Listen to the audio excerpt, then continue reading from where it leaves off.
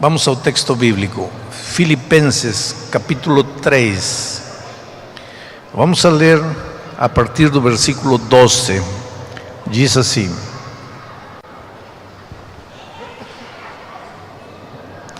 não que eu o tenha já recebido, ou tenha já obtido a perfeição, mas prossigo para conquistar aquilo para o que também fui conquistado por Cristo Jesus. Irmãos, quanto a mim, não julgo havê-lo alcançado, mas uma coisa faço, esquecendo-me das coisas que para trás ficam e avançando para as que diante de mim estão, prossigo para o alvo, para o prêmio da soberana vocação de Deus em Cristo Jesus. E o versículo 15 diz: todos, pois, que já somos perfeitos, tenhamos este sentimento. Uma leitura simples do texto que acabo de ler não ajuda muito, mas eu quero que vocês pensem, porque entre os versos 12 até o verso 15, Paulo está apresentando uma aparente incoerência.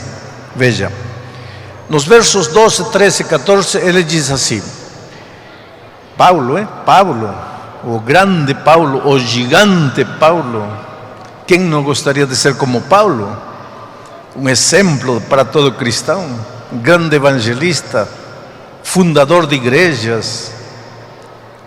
Paulo conheceu Jesus quando estava caminhando para Damasco, perseguindo cristãos, encontrou-se com Jesus, rendeu-se a Jesus, entregou-se a Jesus. Esse gigante Paulo diz, nos versos 12, 13 e 14, diz: irmãos, eu ainda não sou perfeito, eu estou caminhando, eu estou indo, mas a perfeição ainda está longe de mim, mas eu prossigo, eu avanço, eu não fico parado, eu continuo, mas ainda não sou perfeito.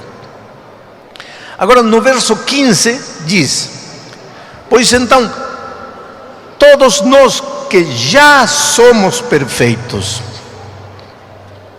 Aí, se Paulo estivesse vivo hoje, eu lhe perguntaria: Paulo, você tem que se definir, porque nos versos 11, 12, 13, 14, você diz: ainda não sou perfeito, e no verso 15 você diz: já sou perfeito. Bom, decida-se, você já é perfeito ou ainda não é perfeito? E Paulo responderia: eu já sou perfeito, mas ainda não sou perfeito.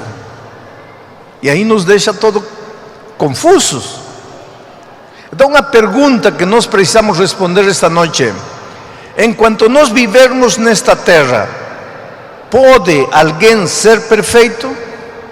Podemos alcançar a perfeição nesta terra?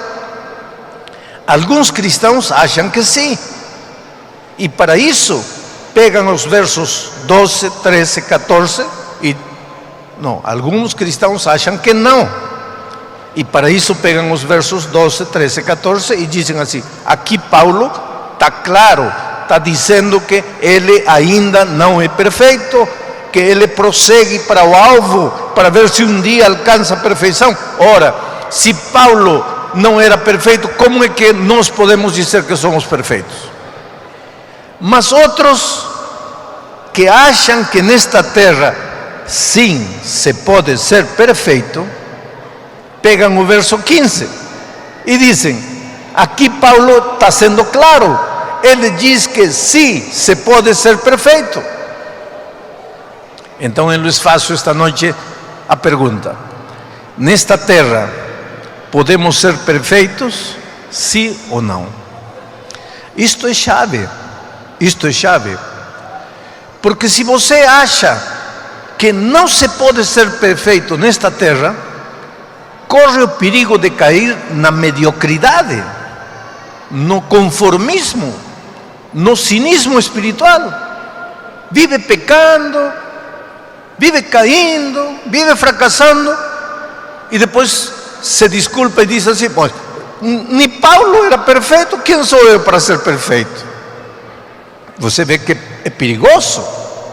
Mas por outro lado, se você acha que nesta terra sim se pode ser perfeito, vai viver angustiado, porque por mais que tenta a perfeição, não alcança, por mais que luta, não consegue, e aí vai entrar em desespero, e aí vai achar que a melhor coisa é ir embora da igreja, porque ninguém pode ser perfeito. Portanto, esta pergunta, se nesta terra podemos ou não podemos ser perfeitos, é chave. E esta noite precisamos esclarecer este assunto. Pode-se alcançar a perfeição nesta terra? Sim ou não? E eu lhes respondo: sim e não. Então, estamos igual. Eu vou lhes contar uma experiência para vocês entenderem o que Paulo está dizendo. Muitos de vocês sabem que nos primeiros anos de meu ministério eu fui missionário na Amazônia, entre os índios da tribo Campa. Eu morei 3 anos entre eles, na selva, caminhando pelas trilhas, pela mata, pelo rio, evangelizando. Foram anos lindos na minha experiência, 3 anos convivendo com eles. Aprendi até a falar a língua deles, pregava para eles na língua deles, traduzia alguns hinos que nós cantamos para eles. Foram anos maravilhosos. A minha esposa ficou grávida quando estávamos na Amazônia. Agora, para vocês terem ideia de como era para chegar ao meu distrito de trabalho, vou lhes explicar. A gente pegava um ônibus da capital, de Lima, e viajava 12 horas até uma cidade chamada La Merced. Aí já não havia mais ônibus. Aí a gente pegava um pau de arara, daqueles caminhões que você segura um pau e vai. E aí viajamos mais 6, 7 horas de pau de arara em estrada de terra. E aí chegávamos na beira do rio, aí já não tinha mais estrada. Aí a gente tinha que pegar um barquinho de remo, e descer pelo rio, umas 2 horas. De subida, 8 horas. De descida, 2 horas, porque a correnteza levava a gente. De subida, aí era mais difícil. Aí estava a sede do meu distrito. Não havia banheiro, não havia esgoto, não havia luz elétrica, não havia nada. Eu era um garoto de 22 anos, recém-casado, feliz da vida, cumprindo meu ministério. E minha esposa fica grávida. Para procurar médico, a gente teria que navegar pelo rio 8 horas. Aí pegar um pau de arara 6 horas. Aí pegar ônibus 12 horas. Então nós continuamos aí. E ela começou, a barriguinha dela começou a crescer, a crescer, a crescer. Quando ela estava com 7 meses de gravidez, a gente saiu para a capital para fazer uma consulta médica. Nesse tempo de gravidez, ela contraiu uma doença chamada rubeola, tipo sarampo. E quando o médico soube que ela tinha contraído rubeola, o médico me levou para um canto e disse assim: seu filho não pode nascer.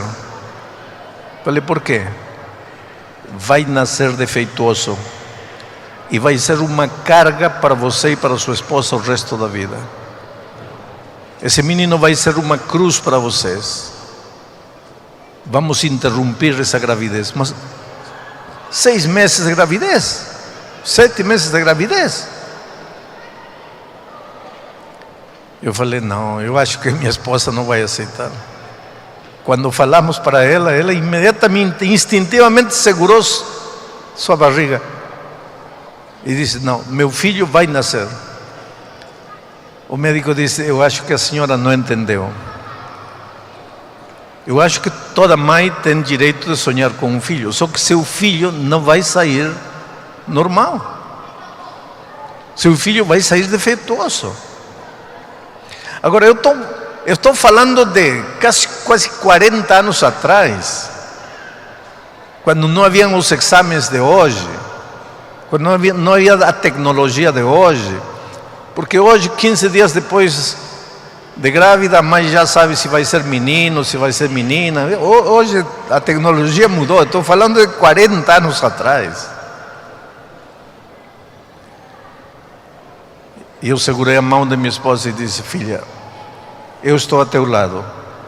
Se você quiser que nosso filho nasça, ele vai nascer. E seja como for, a gente vai cuidar dele. E aí passaram meses de expectativa, não? De sofrimento, de oração, clamando a Deus: Senhor. Eu falava a Deus: Senhor, que culpa temos nós? Eu estava trabalhando para ti lá. Lá não havia médico, não havia nada.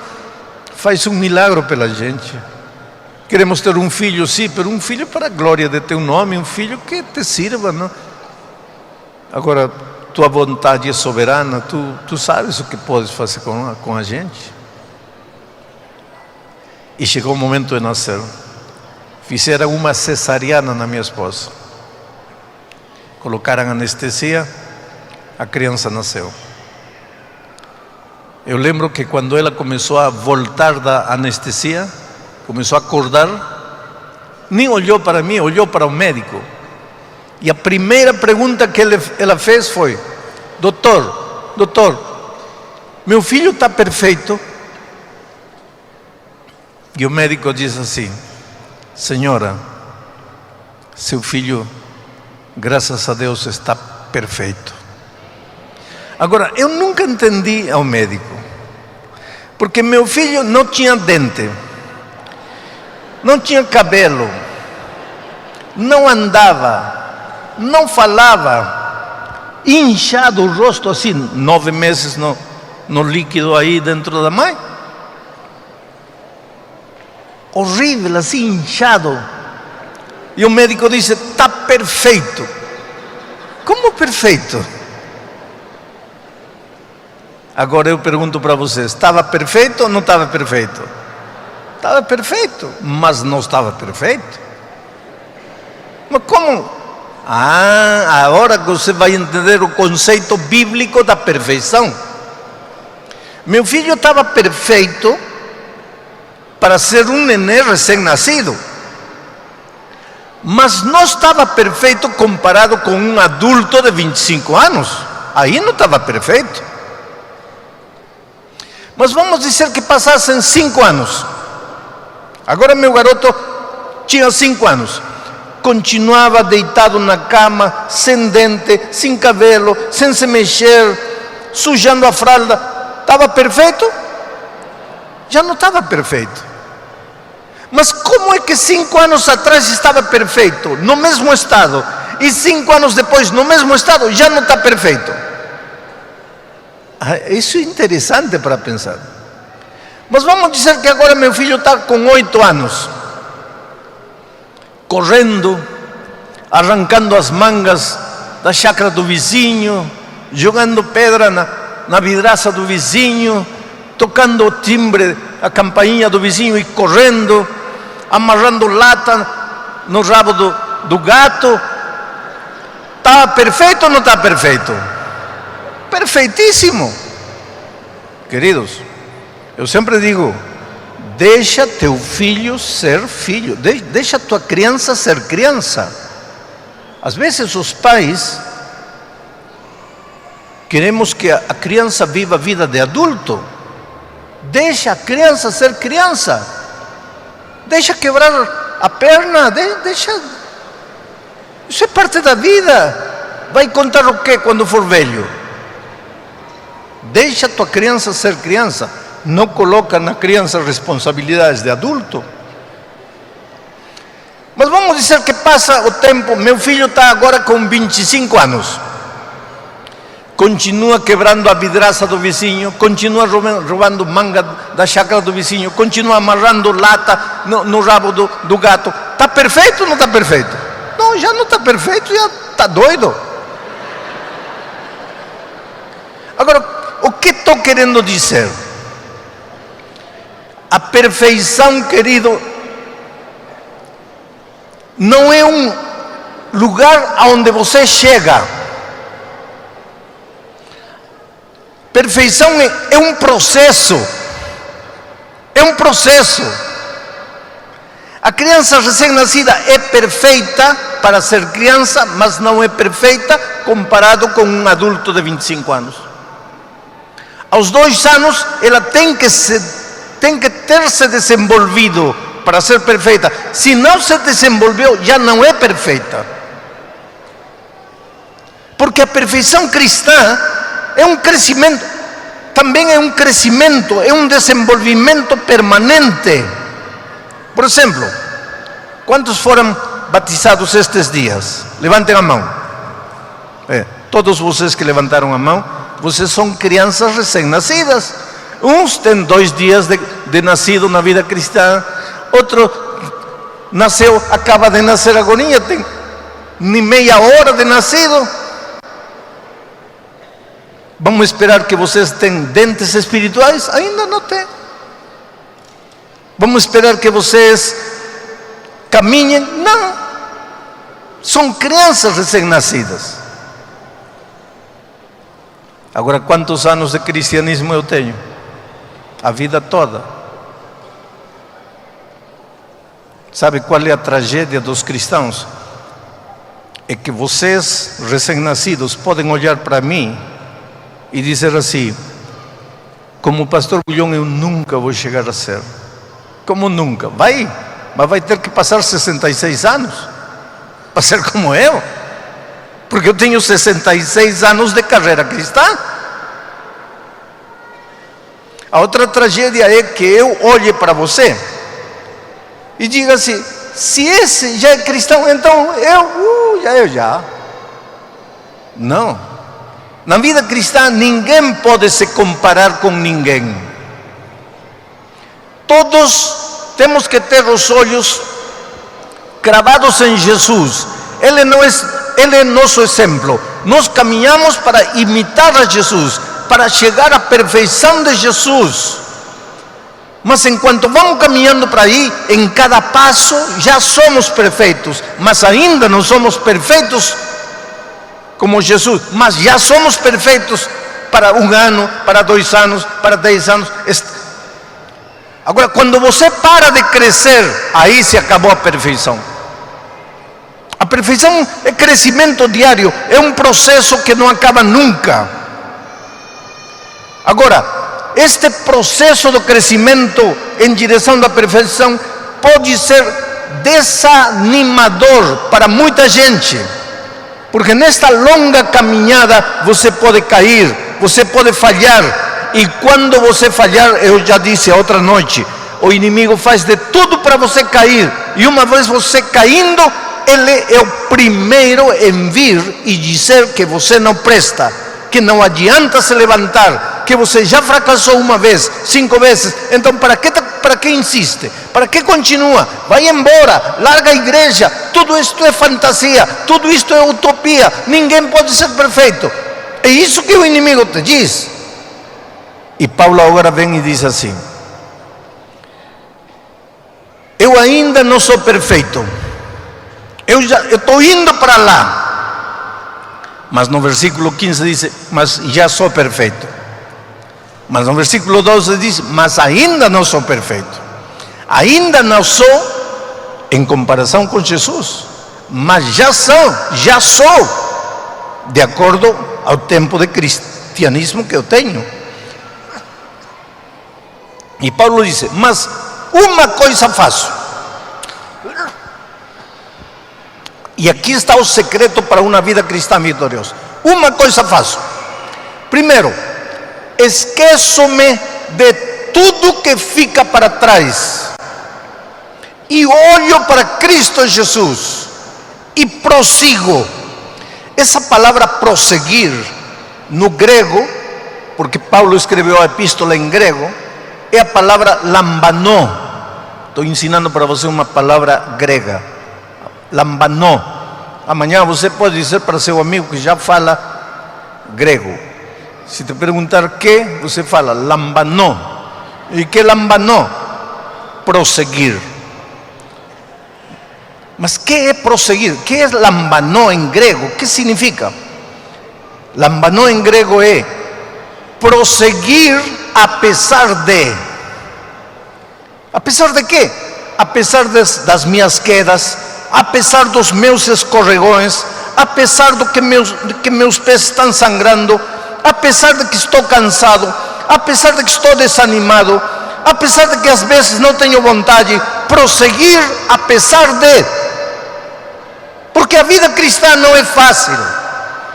Não pense que este sentimento, você se acaba de batizar, este sentimento maravilhoso de exuberância, de plenitude, todos os dias vai ser a mesma coisa. Não vai ser, não. Porque você é ser humano. E o ser humano um dia, por sua natureza, acorda exuberante, outro dia murcho. Mas prossegue, apesar de. Se cair uma vez, levanta e prossegue. Cair 2 vezes, levanta e prossegue. Cair 50.000 vezes, levanta e prossegue. Já repeti e vou falar de novo. Ninguém vai se perder porque alguma vez caiu. Os céus não são para aqueles que nunca caíram, porque talvez se fosse para os que nunca caíram, talvez ninguém de nós estaria lá. O céu é para aqueles que, mesmo tendo caído, acreditaram em Jesus, se levantaram e continuaram caminhando. Vida cristã é lambanar, prosseguir, apesar de, prosseguir, não desanimar, não parar, não cair, não largar a igreja, não abandonar a fé, prosseguir, apesar de. Na Bíblia, eu encontro 2 tipos de personagens. Personagens como Enoque. Enoque foi um homem santo. A biografia dele é a biografia mais curta. Enoque é o homem que mais anos viveu. Não é Matusalém. Porque Matusalém viveu 969 anos e morreu. Enoque nunca morreu, continua vivo. Portanto, o homem mais velho é Enoque.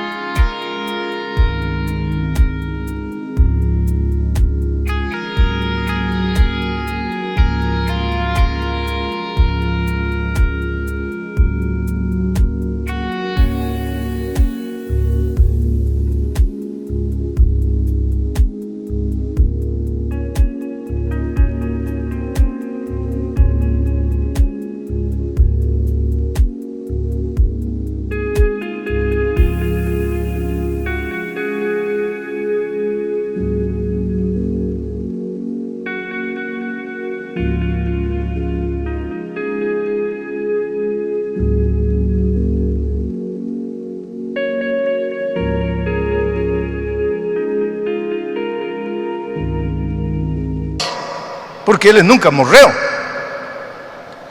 Por quê? Porque um dia Deus o levou vivo. Ele não conheceu a morte. E se Deus decide levar alguém com ele, deve ser porque esse homem é muito bom. Deve ser porque esse homem vivia nos caminhos de Deus. Então, para mim, Enoque é um exemplo. O exemplo do homem que nunca caiu. Outro homem que eu admiro muito é José. Que é José, não? Que maravilhoso aquele homem. Foi tentado, mas não caiu. Eu admiro tanto José que eu coloquei a meu primeiro filho de nome José. A vida de José é uma inspiração. Meu filho, já adulto, caiu. E caiu feio. caiu feio. E um ano depois, eu entrei no tanque do batismo para batizar meu filho de novo. E antes de entrar no tanque, ele me abraçou e disse: pai, eu acho que você tem que me mudar de nome. Eu não posso me chamar mais José.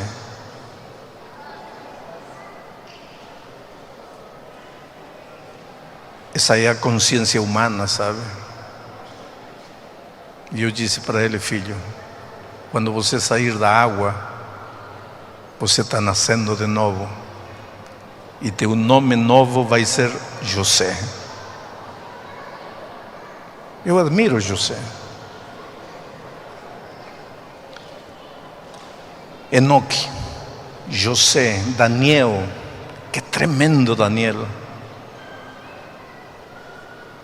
Ameaçaram com matar ele se orava, continua orando. Tremendo Daniel.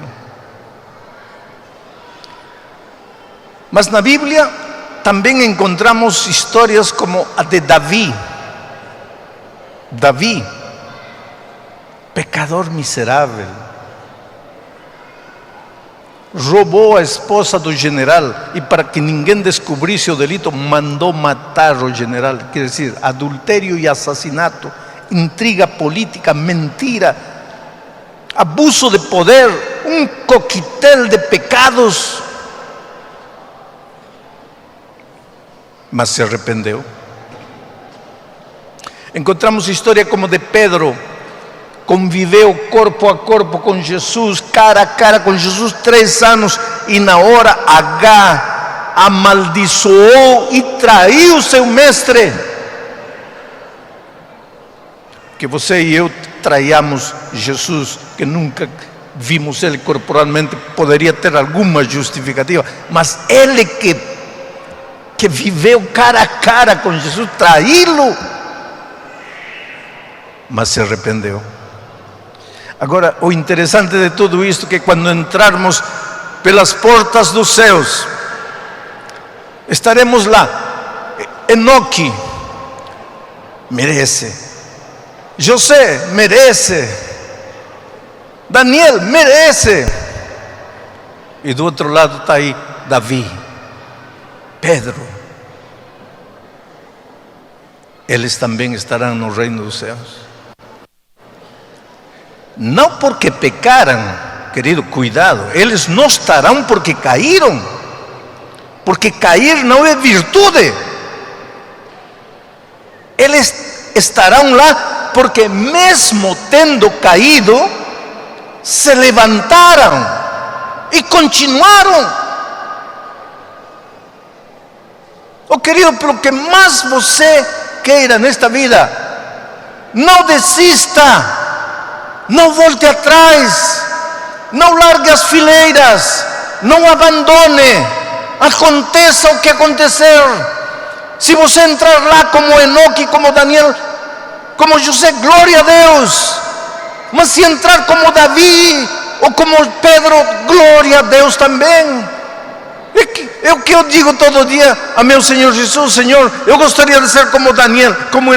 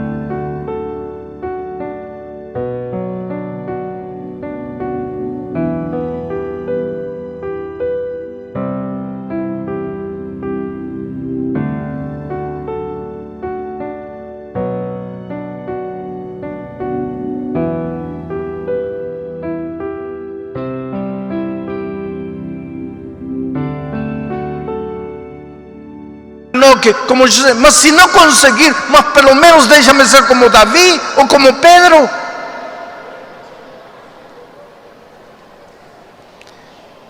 Quem sabe a gente se veja outra vez nesta terra, quem sabe não. Eu sempre digo que não tenho medo de morrer, porque eu já estou vivendo o tempo de desconto. Eu já cumpri com minha família, já cumpri com a igreja, já cumpri com a missão que Deus me confiou. Eu já fiz tudo o que eu tinha que fazer. Se amanhã Deus me disse, filho, chegou a hora, glória a Deus. E por isso digo que talvez eu não veja mais você. Mas se um dia, por essas coisas da vida, você sair da igreja e achar que não adianta mais retornar aos braços de Jesus, achar que já não tem mais forças para regressar, lembre-se do que estou dizendo neste momento. Vida cristã é prosseguir, é lambanar. E prosseguir é continuar caminhando apesar de. Estarei pregando para alguém desanimado na fé. Estarei pregando esta noite para alguém cujos pés estão sangrando. Estarei pregando para alguém que traiu Jesus e acha que já não pode mais retornar. Você em algum momento pensou que para você não há perdão? Querido, Jesus nunca perdeu a esperança com você. Ele sempre está com os braços abertos esperando você. Ele te ama. Ele morreu para te salvar. Estarei pregando esta noite para alguém que não consegue tomar a decisão porque tem medo de fracassar. Tem muita gente que me diz isso, pastor, eu gostaria de me decidir, mas eu tenho medo de falhar. Não tenha medo de falhar. Os que tomamos um dia a decisão, não foi porque perdemos o medo de falhar. Os que tomamos um dia a decisão, foi porque apesar de nossos medos, apesar de nossos temores, acreditamos em Jesus e lhe entregamos a vida. E eu cheguei até aqui. Você também pode chegar. Por isso esta noite eu vou fazer um convite. E este convite não é para os membros batizados da igreja.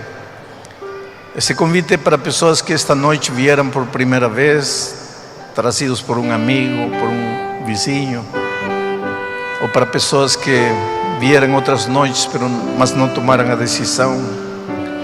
E pessoas que esta noite gostariam de dizer, Senhor, eu quero te seguir até o fim, esquecendo o que fica para trás.